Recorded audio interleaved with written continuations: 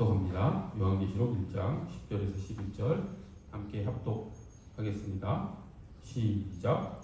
주의 날에 내가 성령에 감동되어 내 뒤에서 나는 나팔 소리 같은 큰 음성을 들으니 이르되 내가 보는 것을 두루마리에 써서 에베소, 서머나, 버가모, 두아디라, 사데, 빌라델비아, 라오디게아 등 7교회 보내라 하시기로. 아멘.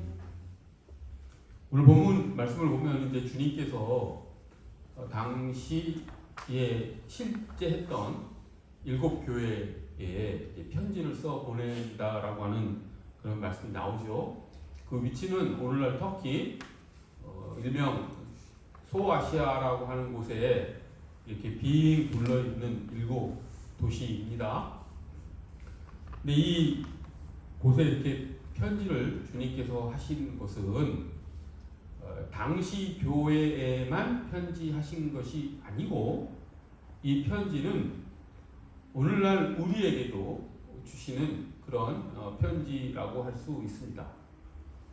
성경의 말씀은 보통 2중 또는 3중적으로 이렇게 성취되지요.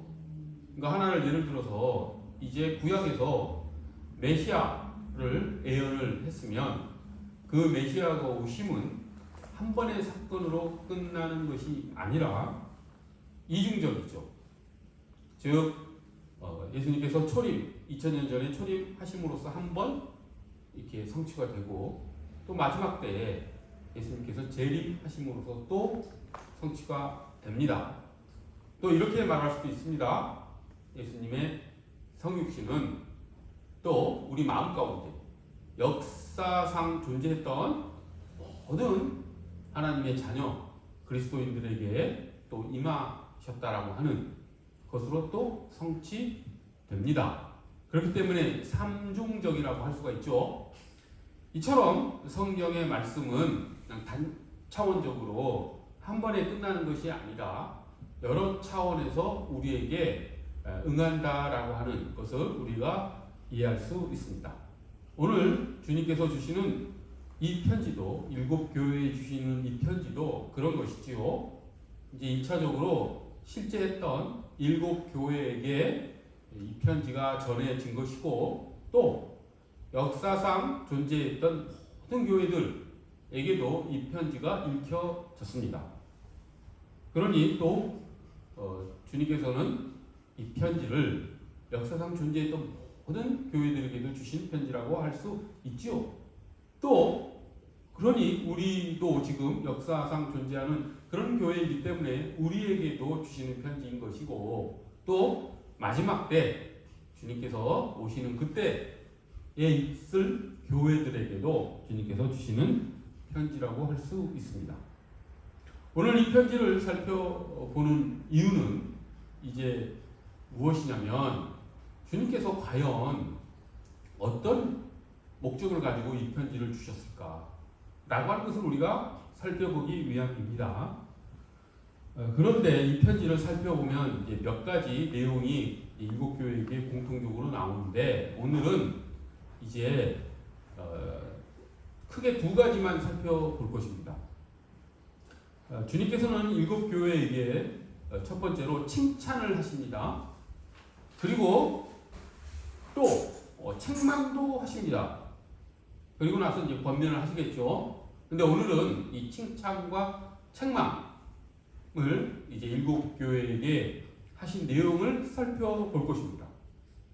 이 칭찬과 책망의 내용을 살펴보면 과연 주님께서 원하시는 우리의 모습은 어떤 것인지, 우리가 어떻게 살아가야 되는지, 우리의 신앙생활은 어떤 것인지, 우리의 어떤 모습을 보시고 주님께서 기뻐하시고 우리의 또 어떤 모습을 보고 주님께서 슬퍼하실까 라고 하는 것을 알 수 있겠죠.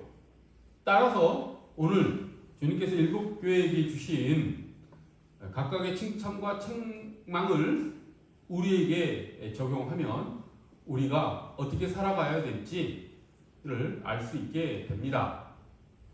주님께서 어떤 내용을 말씀하셨는지 이제 조금 살펴보도록 하겠습니다. 먼저 에베소 교회에게 어떤 칭찬을 하셨는지 한번 보겠습니다. 주보에 나와 있죠. 요한계시록 2장 2절에서 3절에 보면 에베소 교회에게 주님께서 이렇게 칭찬하고 계십니다. 내가 내 행위와 수고와 내 인내를 알고 또 악한 자들을 용납하지 아니한 것과 자칭 사도라 하되 아닌 자들을 시험하여 그의 거짓된 것을 내가 드러낸 것과 또 내가 참고 내 이름을 위하여 견디고 게으르지 아니한 것을 아노라. 이 에베소 교회에 주신 이 칭찬은 전반적으로 다른 교회에 주신 칭찬의 내용을 거의 다 포괄하고 있습니다. 다른 교회에도 이런 칭찬을 주시는데 이제 각각의 또 그 교회의 특수한 상황에 맞게끔 하는 또 칭찬도 주시는데 오늘은 그것들을 일일이 다 따져보는 것이 아니라 하나님 주님께서 이 주시는 이 칭찬 가운데 과연 그 어떤 일반적인 원리는 무엇인가? 우리가 어떻게 살아가는 그 삶의 모습을 주님께서 칭찬하시는가라고 하는 것을 좀 일반 원리를 이렇게 살펴보는 시간을 가질 것입니다. 그런 차원에서 이 에베소 교회에게 주시는 주님의 칭찬은 가장 일반적인 그런 칭찬의 말씀이라고 할 수 있습니다. 가장 눈에 띄는 것은 이제 일곱 교회에게 주신 칭찬 모두를 다 이렇게 종합했을 때 가장 눈에 띄는 것은 어떤 칭찬이냐면 인내입니다. 하나님께서는 우리가 인내하며 살아가는 것을 대단히 원하십니다. 그런데 단순히 그냥 인내하는 것이 아니라 어려움 가운데에서도 인내하는 삶을 주님께서는 대단히 높게 평가하시지요. 근데 그 내용이 이제 버가모 교회 같은 경우에는 어떻게 나타나냐면 방금 말씀드렸죠. 이제 인내하는 경우를 대단히 칭찬하시는데 그냥 인내하는 것이 아니라 어떤 경우냐면 버가모 교회 같은 경우에는 사탄의 보호자가 있는 곳에, 그러니까 사탄의 권자가 있는 곳에서 버가모 교인들이 그 사탄의 그 권세에 빠지지 않고 인내하며 믿음을 지켰다라고 하는 것을 칭찬하시지요. 심지어는 그 버가모 교회에는 이제 사탄의 권세가 있는 그런 도시이기 때문에 안디바라고 하는 주님의 충성된 증인이 순교하기까지 했습니다. 그럼에도 불구하고 버가모 교회는 하나님을 신뢰하고 인내하며 살았기 때문에 칭찬을 받았죠. 또한 도아디라 교회도 인내라는 단어가 나오고 또 빌라델비아 교회 같은 경우에도 이제 인내하는 그런 내용이 나오는데 빌라델비아 교회 같은 경우에도 이런 내용이 나오죠. 작은 능력을 가지고도 내 말을 지키고 내 이름을 배반하지 않았다. 이렇게 말씀을 합니다. 즉 작은 능력이라고 하는 것이 무엇이겠습니까? 즉 세상과의 어떤 싸움에서 객관적으로 봤을 때 이길 수 없는 아주 어려운 그런 상황에서도 하나님을 신뢰함을 잃지 않았다라고 하는 것이죠. 즉 자신의 연약함과 그런 부족함, 또 세상의 어떤 유혹 이런 것들에 굴하지 않고, 그러니까 연약함에도 불구하고 세상의 세력에 굴하지 않고 살아가는 삶, 이거를 달리 표현하면 이렇게 표현할 수 있습니다. 그러니까 불확실함 속에서 하나님을 바라보고 사는 삶, 신뢰하고 사는 삶, 그것이 인내의 삶인 것이죠. 그래서 하나님은 우리가 확실함 속에서 살게 하지 않으십니다. 우리가 예수님을 만날 때도, 예수님과 교제를 할 때도 눈에 보이는 예수님과 교제하는 게 아니죠. 우리가 주님의 두 손을 잡고 주님과 눈앞에 서로 대면하면서 차를 마시면서 우리가 주님과 교제하는 게 아니죠. 예수님은 우리 눈에 보이지 않습니다. 하나님도 영이시기 때문에 우리 눈에 보이지 않습니다. 만질 수도 없습니다. 불확실하죠. 하지만 예수님께서 뭐라고 말씀하셨습니까? 도마에게 하신 말씀이 있죠. 보지 않고도 믿는 자는 복이 있다라고 말씀하셨죠. 그러니까 주님을 전적으로 신뢰한다면 우리는 믿음으로 주님과 교제를 할 수 있는 것이죠. 믿음이라는 것이 무엇입니까? 보이지 않는 것들의 실상이라고 히브리서에서 말씀하고 있지요. 즉 믿음이란 불확실함을 확실하게 하는 것, 불확실성 속에서 하나님을 신뢰하는 것이 믿음이죠. 그런데 우리는 끊임없이 확실한 상황을 추구합니다. 그것을 좋아하죠. 그래야지 안심이 됩니다. 그래서 우리의 삶의 조건들을 자꾸 확실하게 하려고 하죠. 그래서 보험 같은 것도 우리가 만들어내지 않습니까? 우리 미래가 불확실하기 때문에, 내가 나이 들어서 어떻게 될지 모르기 때문에, 내 직장이 언제 또 잘릴지 모르기 때문에, 내 건강이 언제 어떻게 될지 모르기 때문에, 그런 불확실함 속에서 어떤 확실함을 잡기 위해서, 붙잡기 위해서 보험을 들어놓지요. 인간은 그것을 대단히 좋아하고 그것을 추구하는 삶을 살아갑니다. 이것을 종교 생활에 대입하면 불확실함을 좋아하는 사람들, 좋아하는 게 아니라 참 싫어하는 사람들이 이단에 빠지지.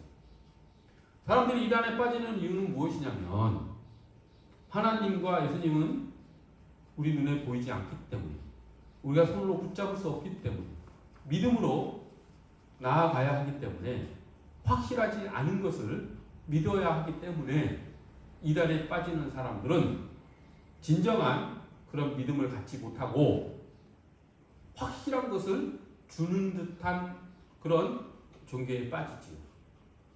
한 가지만 생각해 보면 됩니다.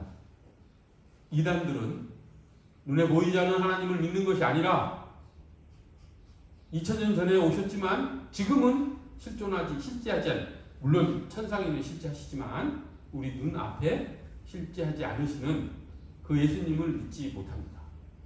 이단들이 한결같이 그렇죠. 그래서 이단들은 누구에게 집중합니까? 하나님과 예수님에 집중하는 것이 아니라 사람에게 집중하죠. 그래서 이단들의 특성이 무엇입니까? 다 교주들이 강한 영향력을 그 이단 신도들에게 끼치지.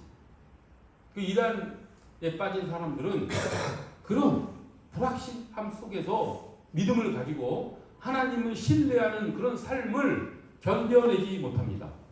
인내하지 못하죠.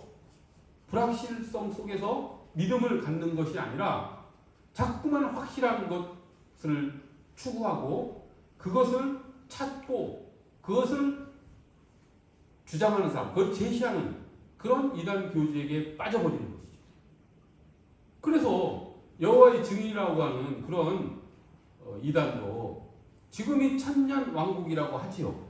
우리가 지금 천년왕국이라고 하는 그런 확실한 세상 속에 살고 있다. 그러면서 교묘히 예수님의 그리스도이심을, 예수님의 하나님이심을 또 인정을 안 합니다. 눈에 보이지 않기 때문이겠죠. 그런 식입니다.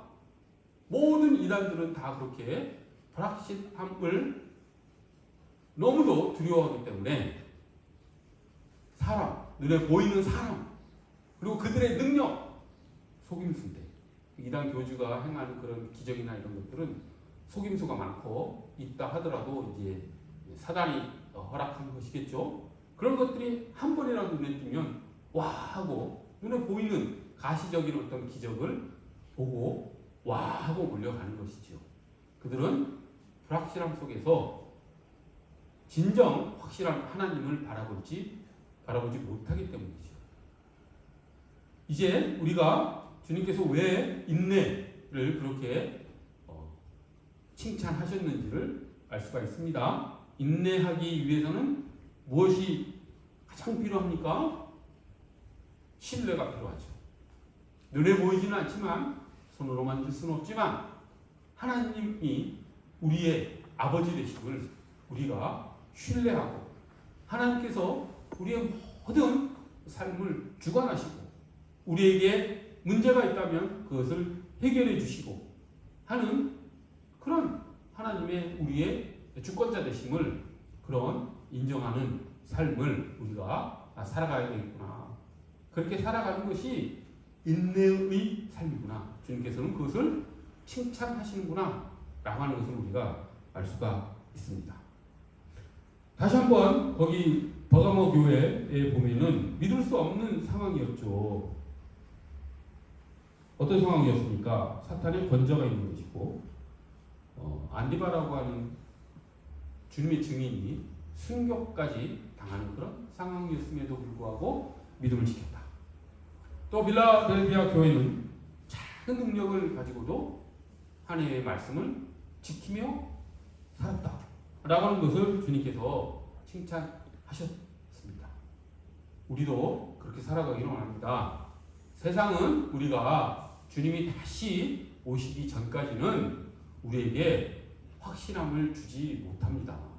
우리는 오직 믿음으로 보이지 않는 것을 우리가 알고 눈으로 보고, 믿음의 눈으로 보고 우리가 살아가는 것이 그리스도인의 삶의 자세인 것이죠. 그것을 주님께서는 칭찬하십니다. 그래서 첫 번째 주님께서 칭찬하시는 것이 인내의 삶이다 라고 하는 것 우리가 살펴봤습니다. 그것이 부족했을 때 극단적으로는 이단에 빠질 수도 있다라고 하는 것. 세상 사람도 그렇죠.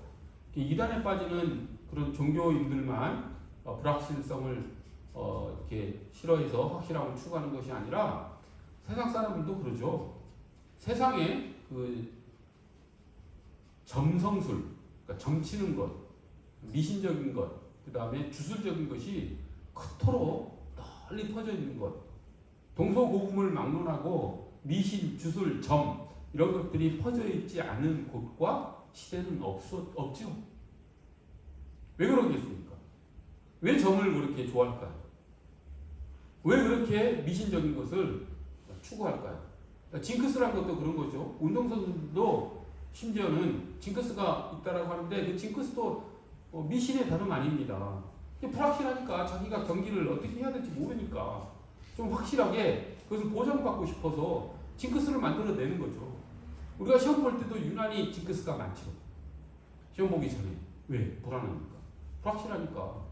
그 불확실함을 어떤 그 징크스, 미신적인 행위를 통해서 좀 확실하게 해보고 싶은 그런 마음에서 그런 미역국을 먹지 않는다든지 계란을 먹지 않는다든지 그런 미신적인 행동을 하지요. 그러니까 이게 우리 인간의 본성 안에 이 불확실함을 싫어하는 것이 깊이 뿌리박혀 있다라는 것. 그것을 우리가 이해를 하면 우리의 신앙생활의 방향이 어때야 되는지, 그런 불확실함 속에서도 우리가 하나님을 신뢰하고 우리 삶 가운데서 하나님과 동행하는 삶을 살아야 한다라고 하는 것을 주님께서는 칭찬하셨다라고 하는 것을 우리가 꼭 깨달았으면 좋겠습니다. 그리고 그런 삶을 살아가기를 원합니다. 믿음으로 하나님을 바라보고 하나님을 신뢰하며 살아가는 우리 모두가 되기를 간절히 소원합니다. 그 다음에 두 번째, 주님께서 이제 칭찬과 책망 가운데 이게 어떤 게 나오냐면 자기가 이제 부자라고 하는데 주님의 눈에는 그것이 참 가난하다 라고 평가하시는 내용이 나옵니다.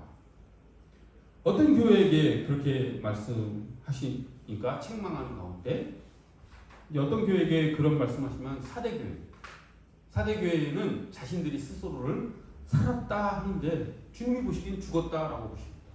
또 라오디게아 교회도 그렇죠. 그 교회가 자기는 아무것도 부족한 것이 없다. 나는 부유하다 라고 자부하는데 주님이 보시기에는 그들이 빛이 비참하고 불쌍하고 가난하고 눈물고 벌거벗었다라고 평가하십니다. 그런데 또 주님의 칭찬은 그 반대로 하시죠.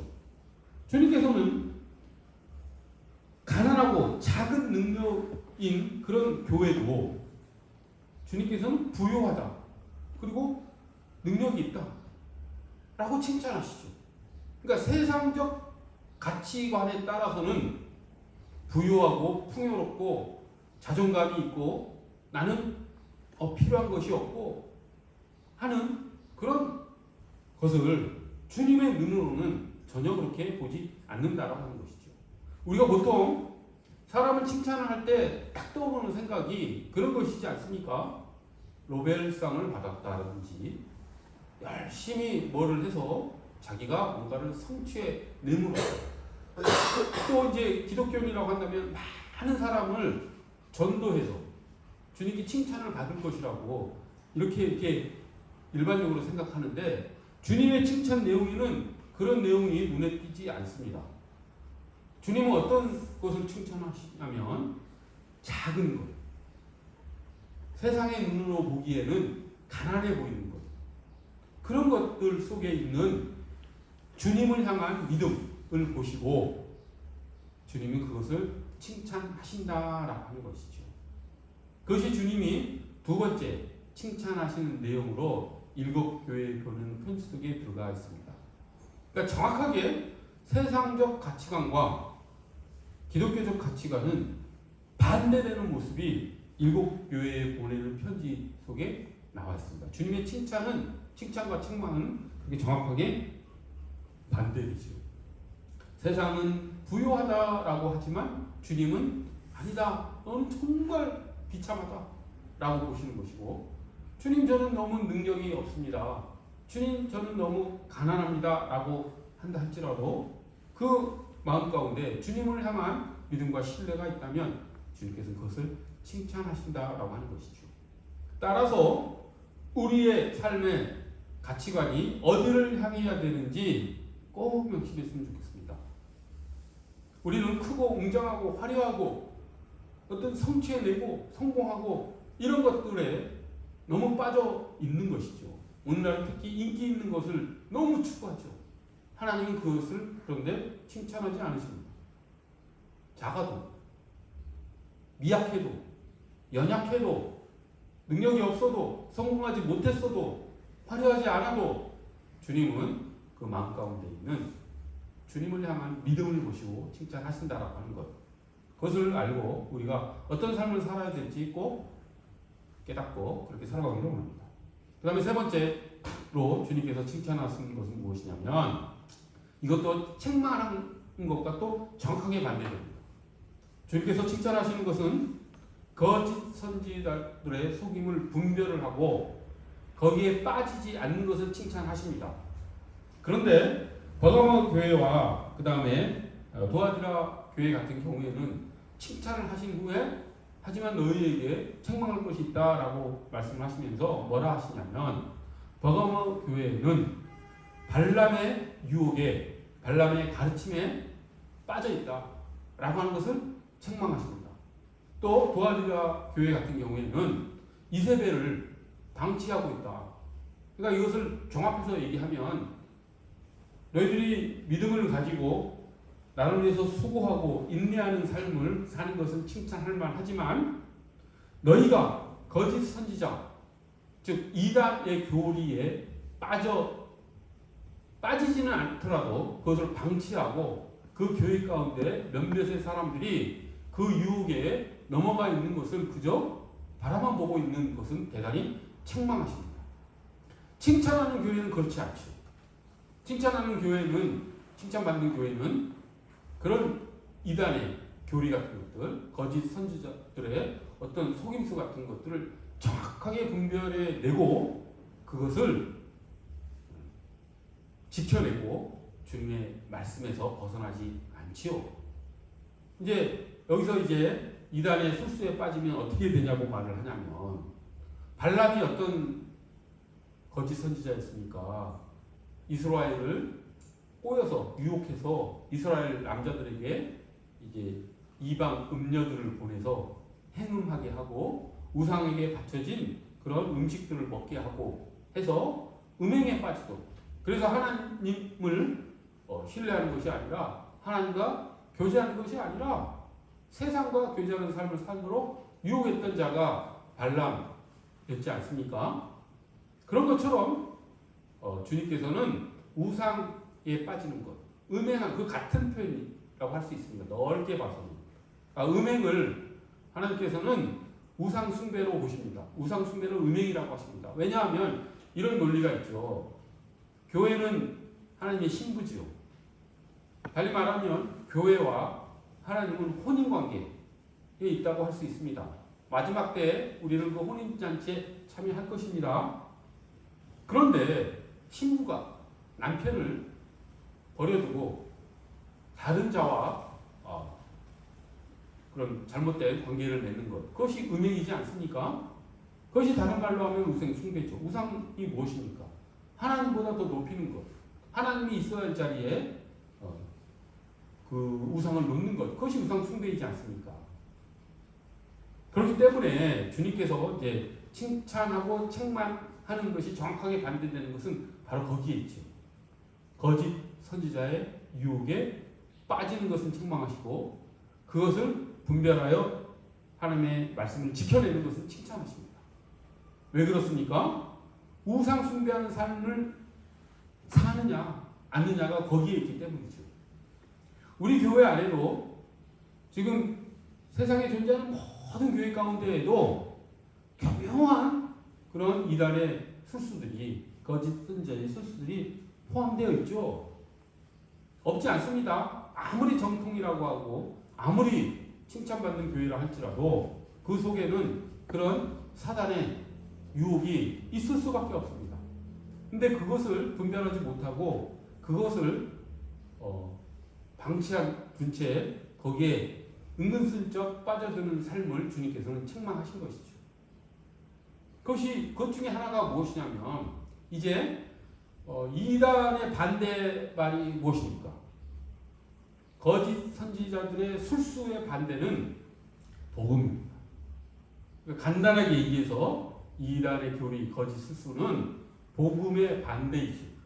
그러면 복음의 핵심은 무엇입니까? 복음하면 우리가 딱 떠오르는 게 십자가 은혜이고, 그런데 주님께서 십자가의 희생으로 우리를 구원하신 게 복음이죠. 근데 그 핵심 안에는 무엇이 있냐면 무조건적인 은혜가 있죠. 우리가 뭘 잘해서 주님께서 우리를 구원해 주신 것이 아니라 주님께서 우리를 사랑하셔서 무조건적으로 우리를 구원해 주신 것이 복음이죠. 그것이 복음의 핵심입니다. 그래서 복음의 핵심을 한 단어로 표현하면 은혜라고 할 수 있습니다. 그런데 거짓 술수자들은 그것을 교묘하게 틀어버립니다. 은혜가 아니라 네가 잘해야 된다. 너의 능력으로 구원받아야 된다. 라고 포여가지고 복음의 반대가 거짓 선지자의 술수이기 때문에 그렇습니다. 그래서 잘못된 신앙관을 가진 사람들은 끊임없이 하나님과 거래하려고 하죠. 하나님과의 관계를 무조건적인 그런 어떤 순수한 관계가 아니라 조건적인 관계로 자꾸 바꿔나갑니다. 하나님을 테스트하려고 하죠. 심지어는. 하나님이 무엇을 해주시면 제가 무엇을 하겠습니다. 또는 하나님 제가 이것을 할 테니 주님 이것을 해주십시오. 이렇게 하나님과 거래하고 하는 쪽으로 빠져들어가는 것. 그것이 거짓 술수자들의 유혹이고 실제로 교회 안에 그런 모습들이 너무도 많죠. 그런데 그것들을 잘 분별해내고 그런 복음에 반대되는 거짓 그런 선지자들의 술수에 그 유혹에 빠지지 않고 살아가는 것, 그것을 주님께서는 칭찬하셨다라는 뜻입니다. 그렇기 때문에 깨어 있어야 되죠. 항상 그렇게 거짓 선지자들의 그런 유혹에도 우리가 빠지지 않고 주님을 신뢰하며 나아가는 우리가 되기를 간절히 소원합니다. 오늘 이제 주님께서 무엇을 칭찬했는지 무엇을 책망했는지 세 가지를 들여다봤지요. 살펴봤습니다. 첫 번째가 무엇이었습니까? 순서가 뒤바뀌었더라도 첫 번째 이거 첫 번째, 두 번째, 세 번째가 중요한 것은 아니기 때문에 이제 한 가지가, 그 중에 한 가지가 세상은 크고 화려하고 많은 것, 웅장한 것을 추구하지만 주님께서는 그러지 않으신다. 주님께서 칭찬하시는 것은 작은 가운데에서도, 비천한 가운데에서도 주님을 향한 신뢰를 주님께서 칭찬하신다. 주님께서 그렇기 때문에 낮은 것으로 오셨다라고 하는 것, 그것을 우리가 꼭 바라봤으면 좋겠습니다. 또 하나 칭찬하신 것이 무엇이었습니까? 거짓 선지자들의 술수를 분별하고 믿음을 지키는 것, 그래서 우상숭배에 빠지지 않고 음행에 빠지지 않는 삶을 주님께서 칭찬하셨죠. 또 무엇을 칭찬하셨습니까? 어려움 가운데에서도 인내하는 그런 신앙을 주님께서 칭찬하셨죠. 즉 불확실한 상황 속에서도 믿음을 가지고 확실한, 진정 확신하신 하나님을 바라보고 어떠한 상황에서도 믿음을 잃지 않고 살아가는 인내의 삶을 하나님께서는 칭찬하셨습니다.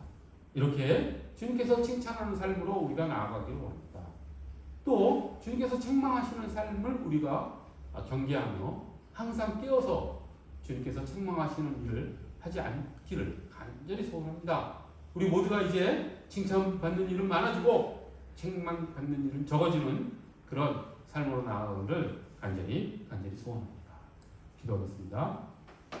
거룩하고 자비로우신 하나님 아버지, 저희가 믿음의 눈으로 하나님을 바라보며 인내의 신앙생활을 할 수 있도록 저희를 인도하시고 저희를 끌어주시옵소서.